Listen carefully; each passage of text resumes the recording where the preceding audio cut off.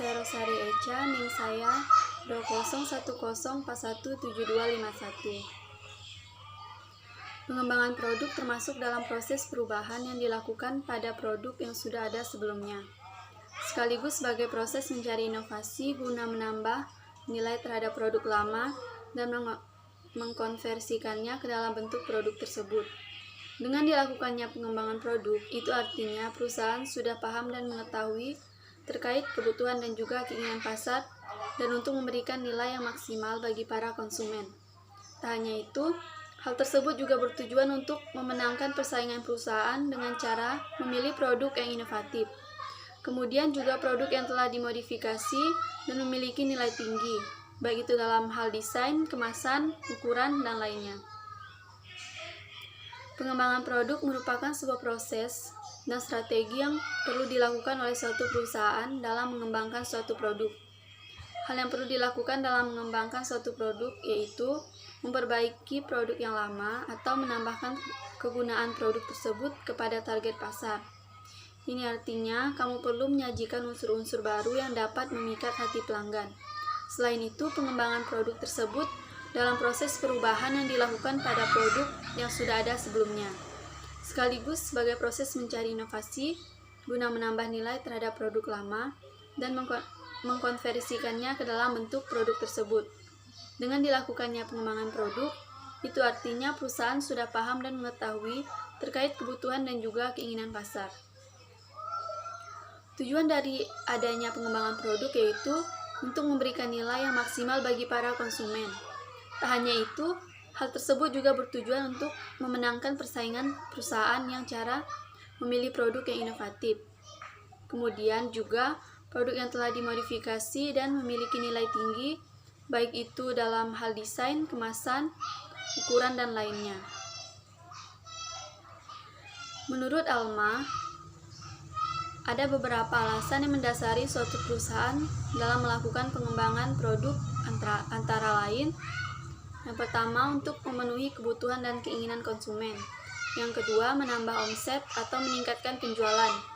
Yang ketiga, untuk mendayagunakan sumber produksi. Yang keempat, memenangkan persaingan dengan produk yang sudah ada. Yang kelima, meningkatkan profit dengan cara menggunakan bahan yang sama. Yang keenam, mendayagunakan bahan-bahan yang masih tersisa.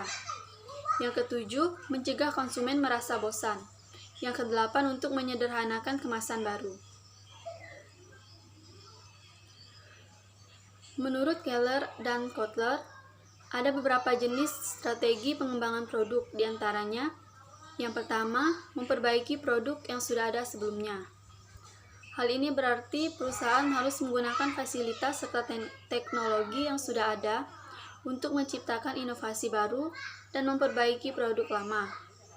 Dengan menggunakan cara ini, perusahaan tidak akan mendapatkan risiko yang besar, sebab mereka hanya perlu melakukan perubahan secara menyeluruh. Yang kedua, memperluas lini produk. Dengan cara menambah item pada lini produk yang sudah ada, kamu juga bisa menambah di produk yang baru.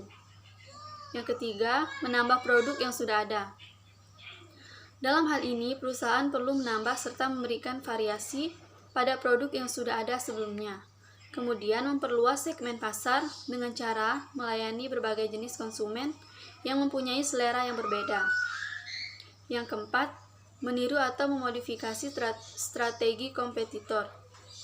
Cara ini bisa dilakukan dengan meniru strategi dari kompetitor yang dianggap akan menguntungkan, misalnya tentang penetapan harga. Yang kelima, menambah lini produk. Biasanya perusahaan akan membutuhkan dana yang cukup besar dalam proses pembuatan produk baru yang tidak berkaitan dengan produk yang sudah ada, sebab produk yang belum pernah dibuat dan fasilitas yang dibutuhkan dalam pembuatannya memerlukan dana yang cukup besar. Tahapan dan proses pengembangan produk. Yang pertama, menciptakan ide atau gagasan. Menciptakan sebuah ide dari produk baru merupakan tahap pertama yang perlu dilakukan dalam proses pengembangan produk.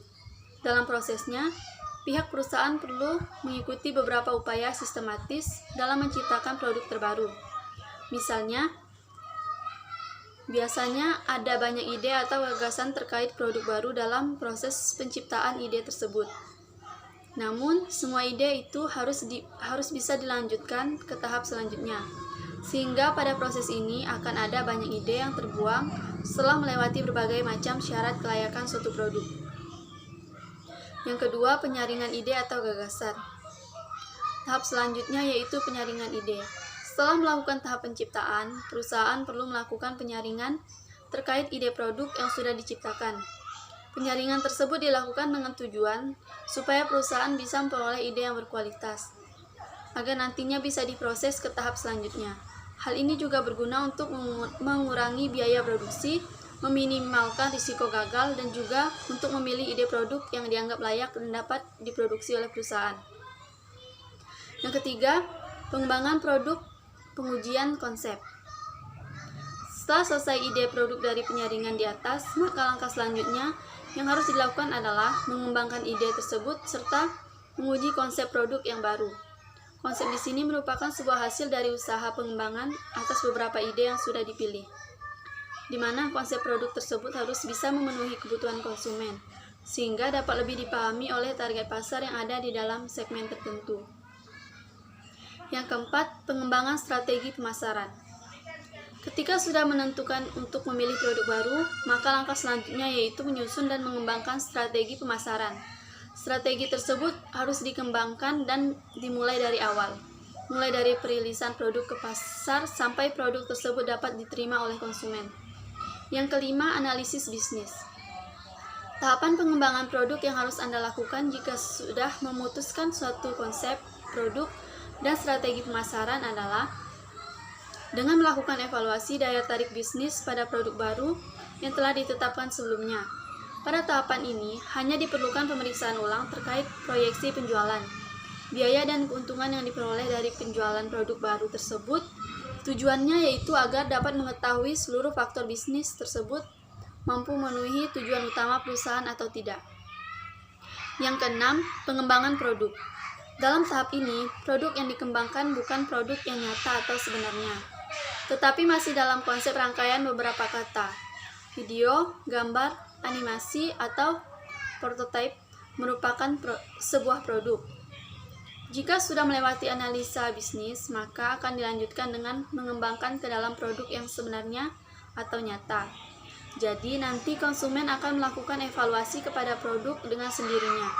Karena masukan dan pengalaman konsumen sangat bermanfaat untuk proses pengembangan produk itu sendiri. Yang ketujuh, uji pemasaran. Sebelum produk dipasarkan sesuai dengan strategi pemasarannya, maka produk harus melewati uji pemasaran pada sebuah pasar yang sesungguhnya dengan skala yang kecil. Dengan strategi itu, perusahaan memproduksi akan mendapatkan gambaran dan pengalaman yang berhubungan dengan produk yang akan diluncurkan tersebut. Sebelum produk dijual sesungguhnya dalam skala yang luas, di mana hal tersebut membutuhkan biaya pemasaran yang banyak. Yang kedelapan yaitu komersialisasi. Dari hasil tes pemasarannya, maka selanjutnya dari pihak perusahaan dapat memberikan keputusan bahwa apakah produk baru itu dapat di-launching, ditunda, dan sebagainya.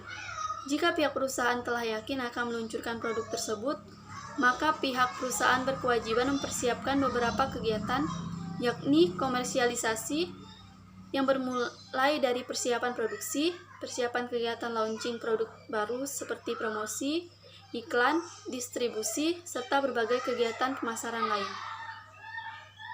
Sekian penjelasan dari saya, terima kasih.